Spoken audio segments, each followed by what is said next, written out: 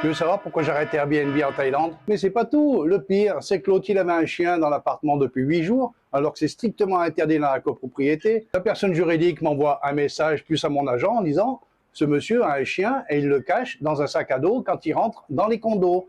Résultat, il a 2000 bahts d'amende à payer, comme c'est prévu dans les statuts de la copropriété. Mais monsieur trouve que c'est inadmissible. Son chien n'a pas marché par terre, il a sali nulle part et qu'on n'a aucune raison de lui l'interdire. Enfin, le gars, il nous fait un sketch, quoi. La personne juridique lui a dit, il n'y a pas de souci, on va appeler la police et les services d'immigration, qu'il a payé, mais il n'était pas content du tout. Et comme ça suffisait pas, quand mon agent est revenu pour faire des TM30 pour ses parents, ça, c'était pas prévu au départ.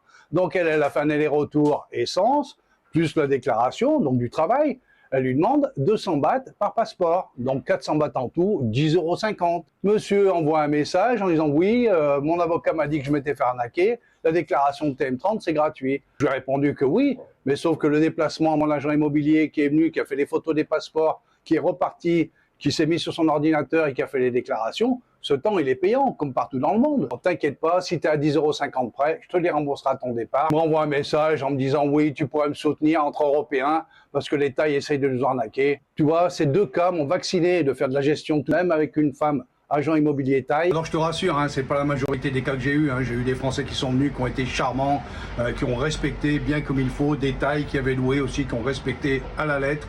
Mais bon, les deux trous du cul qui sont passés là m'ont vacciné pour le reste. Moi, je pense que le vrai secret, c'est de laisser tomber Airbnb. Tu prends ton bien et tu le confies à une agence qui s'occupera de tout ça. Si jamais tu es dans cette situation, j'ai un agent immobilier qui travaillera pour toi, te fais pas de soucis. Sur ce, je te dis à ciao, ciao.